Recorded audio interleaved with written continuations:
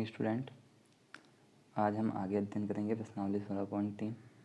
उससे पहले मैंने पिछली वीडियो में खोखला बेलन समझाया था, एक बार मैं उसके बारे में वापस बता देता हूँ आपको। ये खोखला बेलन है क्या?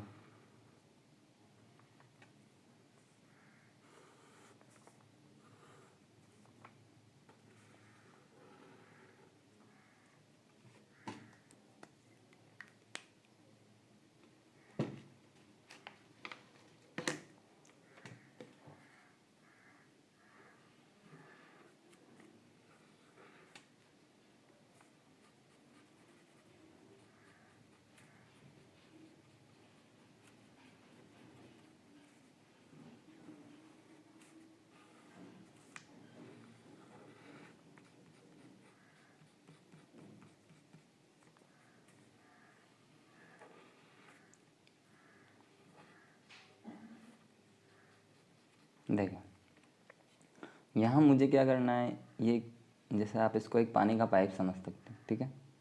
तो मुझे इस पानी के पाइप में जो ये लोहा लगा हुआ है ना, ये इस लोहे का आयतन निकालना है। तो वो आएगा कैसे? मुझे करना क्या है, ये बड़ा बेलन है, ये पूरा भरा हुआ है, ठीक है। ये लोहा भी है, ये हवा पूरी भरी हुई है, वो क्या हो गया, बड़े बेलन का आयतन। अब मुझे इस लोहे का चाहिए, तो मैं क्या करूँगा, इस बड़े बेलन में से ये खाली खाली हवा भरी हुई है उसको क्या कर दूंगा, बाहर निकाल दूंगा।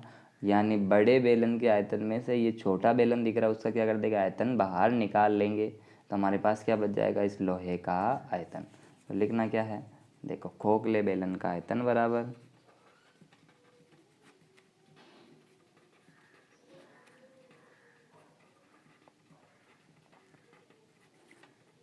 पाई।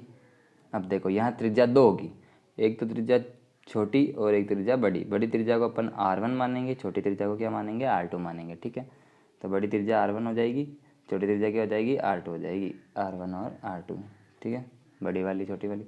तो हमें क्या करना है, इस बेलन का आयतन निकालना है खोखले वाले का। तो बड़े बेलन के आयतन में से छोटे बेलन का आयतन घटा देंगे, तो बड़े बेलन का आयतन पाई R1 स्क्वायर H, दोनों की ऊंचाई सेम रहेगी। और छोटे बेलन का आयतन पाई R2 स्क्वायर H, ठीक है। अब दोनों में क्या कॉमन आ रहा है, पाई H कॉमन आ रहा है, तो इसे अपन लिख देंगे R1 square minus R2 square, ठीक है। पाई H एज इट इज़, यहाँ सरल समीकरण लग रही है R1 plus R2, R1 minus R2, ठीक है। ये हो गया आपके खोखले बेलन का आयतन। अब खोखले बेलन का संपूर्ण पृष्ठीय क्षेत्रफल ज्ञात करना है। तो देखो, खोखले बेलन का संपूर्ण पृष्ठीय क्षेत्रफल ज्ञात करने के लिए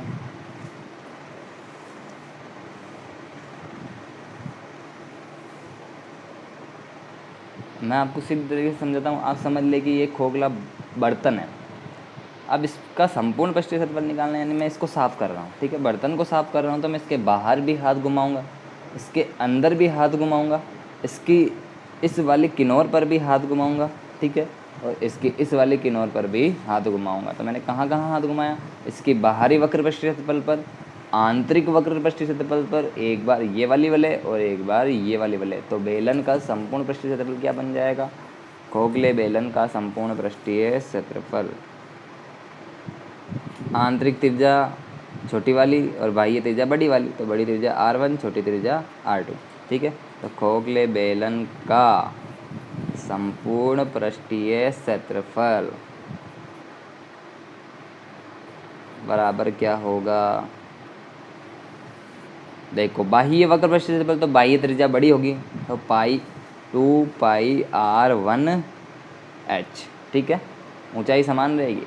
बाह्य वक्र पृष्ठीय क्षेत्रफल होता है 2 पाई RH, बाह्य त्रिज्या क्या है R1, इसलिए बाह्य वक्र पृष्ठीय क्षेत्रफल क्या बन जाएगा, 2 पाई R1 H, प्लस आंतरिक क्या बन जाएगा, 2 पाई R2H, क्योंकि अंदर की त्रिज्या क्या है R2, प्लस अब दो वलय है, एक वलय ये रही और एक वलय ये रही, तो 2 इंटू वलय का क्षेत्रफल, तो वलय का क्षेत्रफल होता है पाई R1 प्लस R2 और R1 माइनस R2। बस ये आपका फॉर्मूला हो गया खोखले बेलन का संपूर्ण पृष्ठीय क्षेत्रफल, 2 पाई R1H प्लस 2 पाई R2H प्लस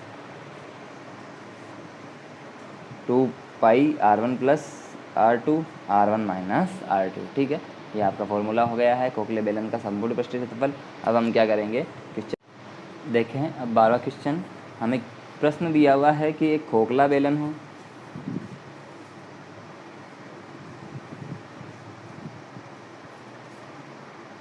इस खोखले बेलन की जो हमें मोटाई दे रखी है वो कितनी दे रखी है, 2 सेंटीमीटर।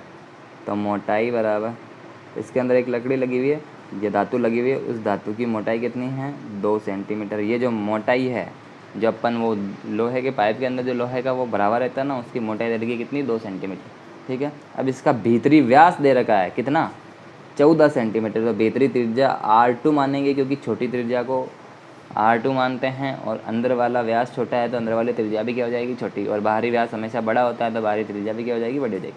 तो R2 बराबर कितना है, 14/2, क्योंकि व्यास कितना है 14, तो त्रिज्या 14 की आधी हो जाएगी, 14/2 यानी 7 सेंटी। और इस बेलन की ऊंचाई h दे रखी है 26 सेंटीमीटर। ऊंचाई बाहर से भी इतनी ही 26 और अंदर से भी 26 ही है, तो आंतरिक ऊंचाई और बाह्य ऊंचाई समान ही होती है, तो फर्क नहीं है दोनों में। अब देखो मेरे पास R2 तो पड़ा है, लेकिन कमी किसकी है, R1 की, यानी बड़ी त्रिज्या चाहिए। तो बड़ी त्रिज्या R1 चाहिए, तो अंदर वाली त्रिज्या ये देखो, ये कितने की है, 7 की। ठीक है, अब इसमें ये 2 और जोड़ देंगे, देखो 7 तो ये है और 2 ये है, तो पूरी त्रिज्या बन जाएगी ये वाली, तो ये कितनी हो जाएगी, 9 हो जाएगी। तो 7 + 2 बराबर कितनी हो जाएगी, 9 सेंटीमीटर। ठीक है, ये आ गए आपके पास बाह्य त्रिज्या, आंतरिक त्रिज्या और ऊंचाई। अब हमें क्या करना है, बेलन का क्या निकालना है, संपूर्ण पृष्ठीय क्षेत्रफल।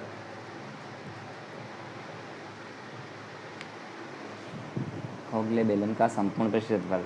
ठीक है, तो बेलन का संपूर्ण पृष्ठीय क्षेत्रफल बराबर, खोखले बेलन का है, ध्यान रखें, खोखले बेलन का संपूर्ण पृष्ठीय क्षेत्रफल बराबर, मैंने बताया था आपको कि सब में क्या कॉमन आ रहा था, 2 पाई कॉमन आ रहा था, या फिर मैंने बताया था सीधा लिखे 2 पाई R1h बाह्य वक्र पृष्ठीय क्षेत्रफल, 2 पाई R2h आंतरिक वक्र पृष्ठीय क्षेत्रफल प्लस 2 वलय 2 पाई R1 + R2 और R1 - R2। ठीक है, ये बताया था आपको। ठीक है, आंतरिक वक्र पृष्ठीय क्षेत्रफल 2 पाई R2h, बाह्य वक्र पृष्ठीय क्षेत्रफल 2 पाई R1h, और 2 वलय का क्षेत्रफल 2 पाई R1 + R2 R1 - R2। Value put करें, या फिर इन सब में 2 पाई कॉमन आ रहा है, तो 2 पाई कॉमन ले लिया, 2 × 22/7 तो कॉमन ले लिया।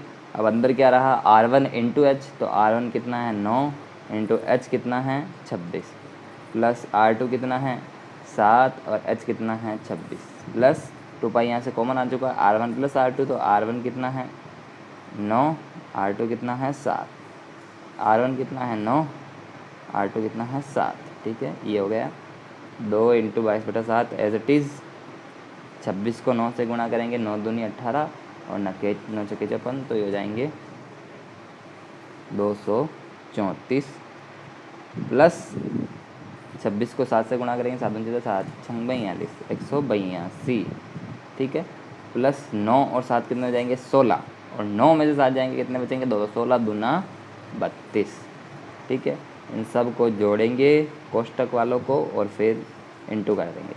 तो देखो 2 × 2 = 4, 4 × 4 = 8।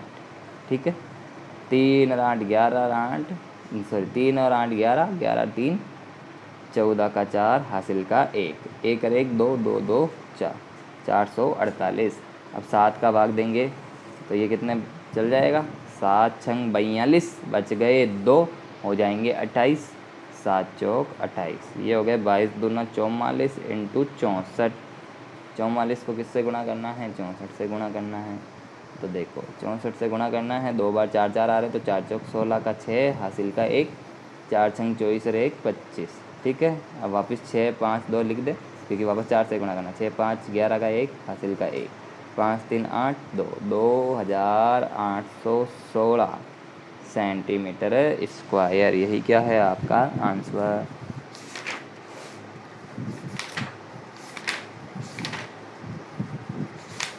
नेक्स्ट क्वेश्चन देखिए, इसका 13वां सवाल।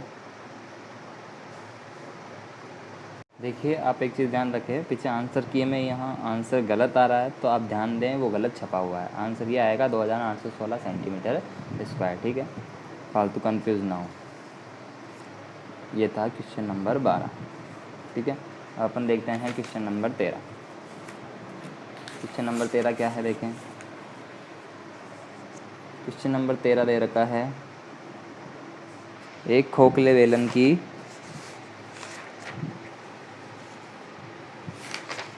त्रिज्या दे रखी है हमें। एक खोखला बेलन दोनों सिरों से खुला हुआ है, इसकी ऊंचाई है 20 सेंटीमीटर तथा अंत्य व्यास एवं बाह्य व्यास 26 और 30 दे रखे हैं। देखो इसकी ऊंचाई h बराबर, खोखले बेलन की ऊंचाई h बराबर 20 सेंटीमीटर, अंत्य व्यास और बाह्य व्यास, तो अंत्य व्यास दिया हुआ तो अंत्य त्रिज्या निकालेंगे R2 और बाह्य व्यास दे रखा तो बाह्य त्रिज्या R1।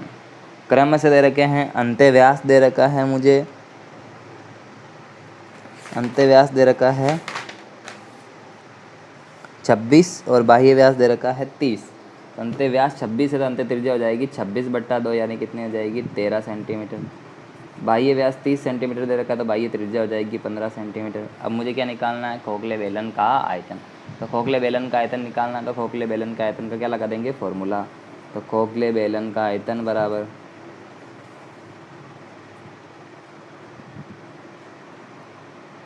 बताया था पाई R1 प्लस R2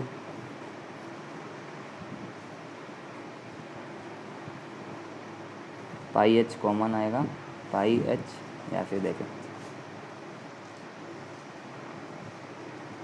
पाई h कॉमन आ गया, R1 square minus R2 square, क्योंकि पाई R1 square h minus pi R2 square h, बाह्य बेलन का आयतन माइनस आंतरिक बेलन का आयतन, या फिर इसको अपन 22/7 इंटू h का मान कितना है 20 सेंटीमीटर। इसको अपन लिख सकते हैं R1 प्लस R2, तो R1 कितना है 15, फिर R2 कितना है 13, फिर R1 माइनस R2 लिख सकते हैं तो 15 माइनस 13, ठीक है। 22/7 as it is, 20 as it is, 15 13 28, 15 में 13 गए 2, 7 चौक 28, ये हो जाएंगे 22 दूना 44, तो 4 से 40 तो ये हो गए, और 4 दूनी 8 ये हो गया। अब इन सब का गुणा करेंगे तो 0 का 0 और 8 चौक 32, 8 चौक 32, ये हो जाएंगे 352 यानी 3520 सेंटीमीटर क्यूब। ये हो गया आपका 13वां क्वेश्चन कंप्लीट, ठीक है। अब अपन पढ़ते हैं शंकु के बारे में। शंकु क्या है, शंकु जो आपने आइसक्रीम खाई है, कौन खाया है, वही क्या है, एक शंकु है। जो आप जोकर की टोपी जानते हैं वो भी क्या है, एक शंकु ही है। शंकु को इंग्लिश में क्या कहते हैं, कौन, इसलिए हम आइसक्रीम वालों को जाकर बोलते हैं कि कौन दे दीजिए एक, तो उसको शंकु बोला जाता है। और आपने देखा भी होगा, आप रोड पर जाते हैं जब ऑरेंज कलर का ऐसा पड़ा रहता है एक टोपी जैसा, उसे भी हम क्या कहते हैं, शंकु। यहाँ शंकु का आधार क्या होता है, एक वृत्त होता है। क्या होता है, एक वृत्त, ठीक। और ये जो गोल गोल भाग है ऊपर ऐसे, ठीक है, वो क्या कहलाएगा, इसका वक्र पृष्ठ। कौन सा कहलाएगा, वक्र पृष्ठ, ठीक है, वक्र पृष्ठ, ठीक है। अब हमें क्या निकालना है, शंकु का आयतन, शंकु का संपूर्ण पृष्ठीय क्षेत्रफल, शंकु का वक्र पृष्ठीय क्षेत्रफल। तो देखो शंकु को ये सब निकालने से पहले हमें कुछ चीज़ें समझनी पड़ेगी। सबसे मेन चीज़ ये है, इसको समझ लें। देखो ये है शंकु की त्रिज्या r, ठीक है, और यहाँ है शंकु की ऊंचाई h, ठीक, और इनके बीच में कितने डिग्री का कोण होता है, 90 डिग्री का, और ये होती है शंकु की तिरछी ऊंचाई l। तो ये क्या बन गया, एक समकोण त्रिभुज, और इसमें बोधायन प्रमेय लग जाएगी तो कर्ण स्क्वायर यानी l स्क्वायर बराबर क्या बन जाएगा, h square plus r square. तब एक चीज़ आप हमेशा ध्यान दें, जब भी शंकु आ जाए, प्रश्न में शंकु लिखा हुआ आ गया तो आपको लहर चलानी है। क्या चलानी है, लहर, LHR, l स्क्वायर बराबर h square plus r square. जब भी शंकु आ जाए हमें क्या चलानी है, लहर चलानी है, ठीक है। l स्क्वायर बराबर h square plus r square. या तो l दिया हुआ रहेगा और h दिया हुआ रहेगा, r पूछ लेगा, या h और r दिया हुआ रहेगा, l पूछ लेगा, जो भी है, ठीक है। आप इन चीज़ों को समझें, ठीक है। l को हम कहते हैं तिर्यक ऊंचाई। स्पष्ट लिखा हुआ आएगा शंकु की तिर्यक ऊंचाई, तो उसे क्या लेना है, l लेना है। और केवल ऊंचाई लिखा हुआ आ गया तो उसे क्या लेना है, h लेना है। आ रही बात समझ में, h हो जाएगी ऊंचाई h, और r हमें क्या दे रखी है, त्रिज्या। बस इतनी सी बात अगर किसी को समझ में आ गई है तो वो पूरा शंकु का चैप्टर कर सकता है। अब हमें शंकु का क्या निकालना है, आयतन, शंकु का वक्र पृष्ठीय क्षेत्रफल और शंकु का संपूर्ण पृष्ठीय क्षेत्रफल। तो धीरे धीरे चलते, देखो शंकु का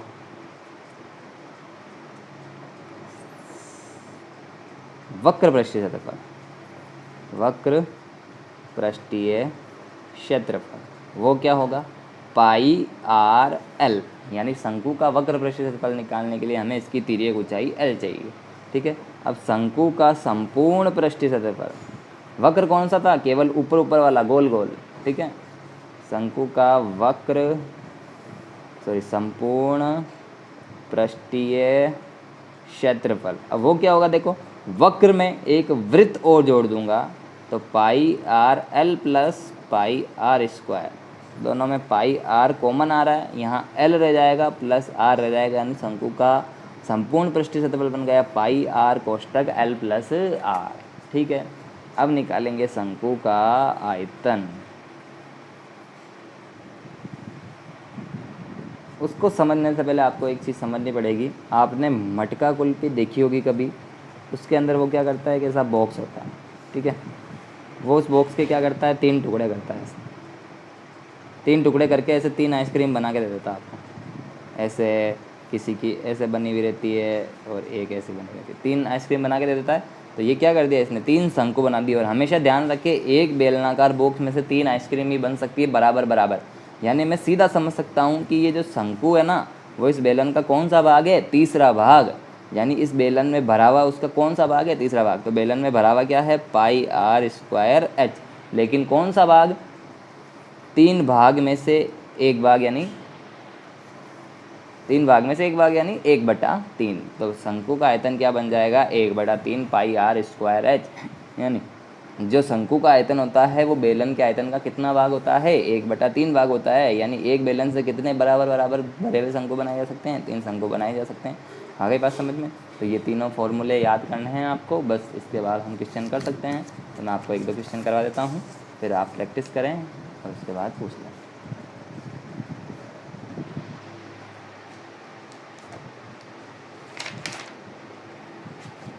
देखें एक्सरसाइज 16.3 का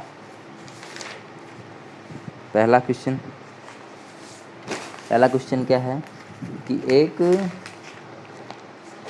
शंकु की ऊंचाई 28 सेंटीमीटर तथा आधार की त्रिज्या 21 सेंटीमीटर दे रखी है, उसका वक्र पृष्ठीय क्षेत्रफल, संपूर्ण पृष्ठीय क्षेत्रफल एवं आयतन ज्ञात कीजिए। उसकी ऊंचाई h 28, आधार की त्रिज्या 21।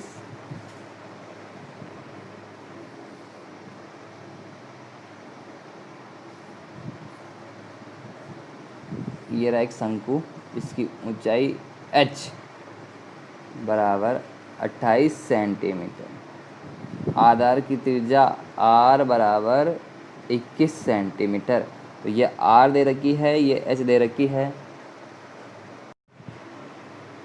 h 28 दे रखी है और 21 दे रखी है। अब हमें संपूर्ण पृष्ठीय क्षेत्रफल, आयतन और वक्र पृष्ठीय क्षेत्रफल ज्ञात करना। तो मैंने कहा था जब भी शंकु आ जाए, एक्सरसाइज 16.3 का पहला प्रश्न है ये। ठीक है, लहर चलानी है, क्या चलानी है, लहर। तो देखो h दिया हुआ, r दिया हुआ, कमी किसकी है, l की। तो लहर चला देंगे, तो ये चला दी लहर। अब स्क्वायर स्क्वायर बीच में प्लस, अब मुझे l निकालना है तो स्क्वायर उधर जाकर क्या बन जाएगा, अंडर रूट। एल स्क्वायर बराबर h square plus r square होता है, वो स्क्वायर उधर आकर क्या बन गया, अंडर रूट बन गया। तो l बराबर क्या बन जाएगा, अंडर रूट h का स्क्वायर यानी 28 का स्क्वायर प्लस r यानी 21 का स्क्वायर। ठीक है, 28 का स्क्वायर निकालना है, तो 28 का स्क्वायर निकालने के लिए क्या करेंगे, देखो 8 8 64 ऑब्लिक 2 × 8 16 दूना 32 प्लस 2 का स्क्वायर 4 है जैसा का जैसा, 6 2 8 4 3 7। तो 28 का स्क्वायर हो गया 784 प्लस 21 का स्क्वायर 441। इन दोनों को जोड़ेंगे तो 4 1 5 8 4 12 का 2 हासिल का 1, 7 4 11 1 12। वैसे 1225 का वर्गमूल होता है 35, फिर भी मैं आपको निकालना सिखा देता हूँ कि कैसे निकालते हैं। तो देखो 1225 का वर्गमूल निकालना है तो आप क्या करें, 2 2 के जोड़े बनाएं। ठीक है, अब क्या करना है, वर्ग का पहाड़ा बोलना है। तो 2 का स्क्वायर 4, 3 का स्क्वायर 9, 4 का स्क्वायर 16। ठीक है, तो 4 का स्क्वायर 16 क्या हो जाएगा बड़ा, तो 3 का स्क्वायर तो यानी 3 3 और 3 यहाँ लिखेंगे, यहाँ प्लस आएगा, इन दोनों का गुणा यहाँ लिखेंगे, इन तरीका 9, और फिर इसको क्या कर देंगे, घटा देंगे। 3 में 3 जोड़े 6, 12 में से 9 गए 3, नीचे जोड़ा उतरेगा तो कितना हो जाएगा 325। अब इस 6 का भाग 32 में दे रहे हैं, 6 पंजे 30, तो 5 ही आ जाएगा, 5 ही आ जाएगा और 5 ही आ जाएगा। 65 को 5 से गुणा करेंगे कितना आएगा 325। 325 में से 325 गए 0, 65 और 5 कितना हो जाएंगे 70। तो मैंने कहा था 35 का दुगुना यहाँ आ रहा है 70, यानी अपना आंसर लगभग सही है। तो L बराबर कितना आ जाएगा 35 आ जाएगा, क्योंकि 1225 का वर्गमूल कितना हो गया 35। तो L बराबर कितना आ गया 35। अब हमें क्या करना है, शंकु का आयतन निकालना है, शंकु का वक्र पृष्ठ क्षेत्रफल निकालना है, शंकु का संपूर्ण पृष्ठ क्षेत्रफल निकालना है। तो मैं क्या निकालता हूँ, शंकु का, सबसे पहले शंकु का आयतन बराबर पाई 1/3 पाई आर स्क्वायर एच। तो 1/3 पाई का मान 22/7, आर का मान कितना है 21 × 21 और एच का मान कितना है 28। ठीक है, 3 7 है 21, 7 से 7 कट जाएंगे। ठीक है, 21 को 22 से गुणा करेंगे तो 21 दूना 42 और 21 दूना 42, ये हो जाएंगे 462। ठीक है,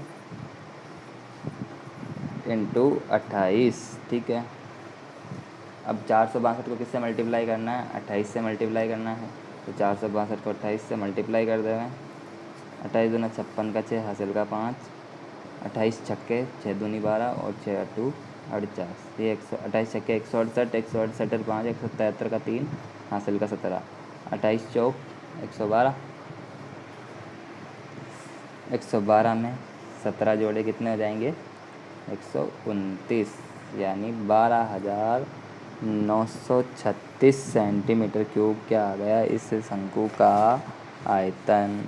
अब हमें क्या निकालना है, शंकु का संपूर्ण पृष्ठीय क्षेत्रफल। शंकु का संपूर्ण पृष्ठीय क्षेत्रफल निकालने के लिए हमें क्या करना पड़ेगा, उसका फॉर्मूला लगाना पड़ेगा। ठीक है, सेंटीमीटर क्यूब आएगा, ध्यान रखें। अब शंकु का संपूर्ण पृष्ठीय क्षेत्रफल और वक्र पृष्ठीय क्षेत्रफल ज्ञात करना है।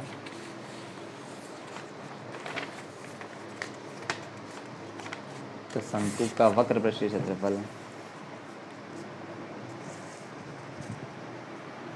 शंकु का वक्र पृष्ठीय क्षेत्रफल बराबर पाई आर एल। पाई का मान 22/7, आर का मान कितना है 21 और एल का मान कितना है 35। ठीक है, इन सबको गुणा करेंगे तो 7 या 21। ठीक है, या फिर आप चलो ठीक है 22 × 35 को 3 से गुणा करेंगे 105। ठीक है, 105 या 22 को गुणा कर देंगे 105 से, तो 22 पंजे 110 का 0 हासिल का 11। ठीक है, 22 0 0, 0 में 11 जोड़े तो 11, 11 का 1 हासिल का 1, 22 एकम 22 1, 2310 सेंटीमीटर स्क्वायर। यह आ गया शंकु का वक्र पृष्ठीय क्षेत्रफल। अब निकालना है शंकु का संपूर्ण पृष्ठीय क्षेत्रफल। ठीक है, शंकु का संपूर्ण पृष्ठीय क्षेत्रफल क्या आएगा, पाई आर कोष्टक एल प्लस आर। पाई का मान 22/7, आर का मान 21, कोष्टक एल का मान 35 प्लस आर का मान 21। ठीक है, ये हो जाएगा 7 3 21, 22 × 3 × 33 21 कितने हो जाएंगे 56। ठीक है, 22 3 66 × 56, 2 बार 6 लिखे में इजी गुणा हो जाएगा, 6 36 का 6 हासिल का 3, 6 पंजे 30 और 3 33। ठीक है, और वापस 336 आ जाएंगे। ठीक है, 6 3 9 6 3, क्यों है क्योंकि यहाँ 6 6 है इसलिए 36, यानी 3696 सेंटीमीटर स्क्वायर। ये आ गया शंकु का संपूर्ण पृष्ठीय क्षेत्रफल। एक क्वेश्चन और देख ले इसका, एक लंबवर्तीय शंकु का क्या दिया हुआ मुझे आयतन दिया हुआ है।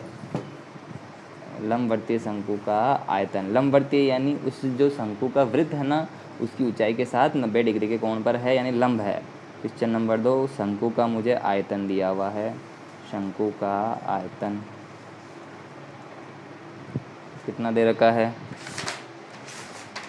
1232 सेंटीमीटर क्यूब तथा इसकी ऊंचाई h बराबर 24 दे रखी है। तो इसकी तिरछी ऊंचाई एल ज्ञात कीजिए। शंकु का आयतन दे रखा है 1232 सेंटीमीटर क्यूब इसकी ऊंचाई h बराबर कितनी दे रखी है 24 सेंटीमीटर, यानी h बराबर मुझे दिया हुआ है 24 सेंटीमीटर। इसकी तिरछी ऊंचाई l बराबर ज्ञात करनी है। l तभी ज्ञात कर सकते हैं जब लहर चलाई जाए। l स्क्वायर बराबर H square plus R square. h बड़ा है, कमी किसकी है r की, तो आदमी कितना है 1, गोली कितनी है 1, तो चला दी जाए। तो जो दिया है उसका क्या लगा दिया जाए, फॉर्मूला लगा दिया जाए। तो मुझे r भी ज्ञात करना है, l भी ज्ञात करना है। तो मुझे आयतन दिया, तो आयतन का क्या लगा दूंगा, फॉर्मूला लगा दूंगा। आयतन का फॉर्मूला क्या हो जाएगा 1/3 पाई आर स्क्वायर। h बराबर कितना दिया हुआ है 1232। 3 इधर भाग में उधर जाकर गुणा में, या फिर यहाँ रहने दे 1/3 इंटू पाई का मान 22/7 R square as it is, क्योंकि मान पता नहीं है, और h का मान कितना है 24 बराबर 1232। ठीक है, 3 का भाग 24 में जाएगा, 3/24। अब आर स्क्वायर बच गया इधर, बाकी सब उधर, तो 1232 7 भाग में उधर जाकर गुणा में बट्टा 22 इंटू 8, या तो 22 से कट जाएगा या 8 से कट जाएगा। ठीक है, मैं 22 से काट देता हूँ। 22 पंजे 110, 123 में से 110 गए, कितने बच गए 13, हो जाएंगे 132। तो 22 छक्के 132, फिर 8 टू 7 है 56, तो आर स्क्वायर बराबर 7 इंटू 7। ठीक है, तो आर बराबर कितना रह जाएगा 7, क्योंकि 2 घात है तो एक जोड़ा, दो का जोड़ा बना के एक बार निकाल लेंगे। तो आर बराबर कितना आ गया 7। अब लहर चलानी है, तो एल बराबर H square plus R square, यहाँ एल स्क्वायर बराबर H square plus R square, square उधर जाकर क्या हो जाएगा अंडर रूट। ठीक है, तो अंडर रूट एच का मान कितना है 24 का स्क्वायर, फिर प्लस आर यानी 7 का स्क्वायर। ठीक है, 24 का स्क्वायर 576, 7 का स्क्वायर 49, ये हो जाएंगे अंडर रूट 625, और अंडर रूट 625 कितना होता है 25, यानी एल बराबर 25 सेंटीमीटर। इस प्रकार आपका दूसरा क्वेश्चन भी कंप्लीट हो जाएगा। ठीक है, अगला क्वेश्चन,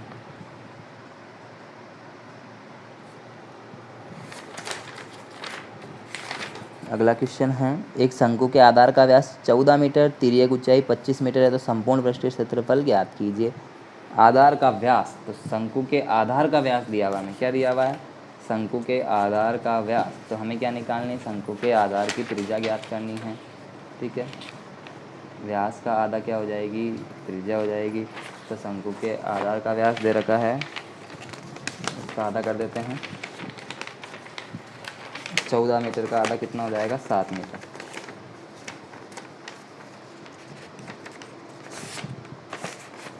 शंकु का आधार कैसा है वृत्ताकार, तो त्रिज्या आर बराबर, क्वेश्चन नंबर 3 है ये, आर बराबर हो जाएगी 14 का आधा कितना 7 मीटर। ठीक है, इसकी तिर्यक ऊंचाई भी दे रखी है मुझे, कितनी दे रखी है 25 मीटर, 25 मीटर। तो L बराबर दे रखी है 25 मीटर, तिर्यक लिखा हुआ है इसलिए L माना है। ठीक है, अब हमें क्या करना है, शंकु का संपूर्ण पृष्ठीय क्षेत्रफल ज्ञात करना है। तो शंकु का संपूर्ण पृष्ठीय क्षेत्रफल, तो फॉर्मूला लगा देंगे, शंकु का संपूर्ण पृष्ठीय क्षेत्रफल बराबर पाई आर कोष्टक L प्लस आर। पाई का मान 22/7, आर का मान 7, L का मान 25 प्लस आर का मान 7। ठीक है, 7 से 7 कट जाएगा, 22 इंटू 25 और 7 32, 22 को 32 से गुणा करेंगे तो 22 दूना 44 का 4 हासिल का 4, 22 से 66 और 4 70, 704 सेंटीमीटर स्क्वायर। ये आपका तीसरा क्वेश्चन भी कंप्लीट। ठीक है, नेक्स्ट क्वेश्चन देखिए, इसका चौथा सवाल। नेक्स्ट क्वेश्चन है, शंकु के आधार की त्रिज्या 14 सेंटीमीटर, तिरछी ऊंचाई 50 सेंटीमीटर दे रखी है, तो शंकु का वक्र पृष्ठीय क्षेत्रफल संपूर्ण पृष्ठीय क्षेत्रफल ज्ञात कीजिए। तो देखो क्वेश्चन नंबर 4 में क्या दिया हुआ है मुझे, 4 में दिया हुआ है त्रिज्या आर बराबर 14 सेंटीमीटर, तिरछी ऊंचाई एल बराबर कितनी दे रखी है 50 सेंटीमीटर, इसका संपूर्ण पृष्ठीय क्षेत्रफल और वक्र पृष्ठीय क्षेत्रफल ज्ञात करना है। तो संपूर्ण पृष्ठीय क्षेत्रफल और वक्र पृष्ठीय क्षेत्रफल का क्या लगा देंगे फॉर्मूला। तो शंकु का संपूर्ण पृष्ठीय क्षेत्रफल पूरा लिखेंगे आप, पाई आर कोष्टक L प्लस आर। पाई का मान 22/7, आर का मान 14 इंटू L का मान 50 प्लस आर का मान 14, ठीक है। 7 दूनी 14, 22 दूना 44, 15 प्लस 14 कितने हो जाएंगे 64। इन दोनों को गुणा करेंगे तो 2816 सेंटीमीटर स्क्वायर, ठीक है। शंकु का वक्र पृष्ठीय क्षेत्रफल बराबर कितना आएगा पाई आर एल। पाई का मान 22/7, ठीक है। आर का मान 14 और एल का मान 50। 7 दूनी 14, ठीक है। 50 दूनी 100, 100 को 22 से गुणा करेंगे तो 2200 सेंटीमीटर स्क्वायर। इस प्रकार आप क्वेश्चन कर सकते हैं, ठीक है। आगे क्वेश्चन करें, प्रैक्टिस करें, नेक्स्ट क्वेश्चन नेक्स्ट वीडियो, ठीक है।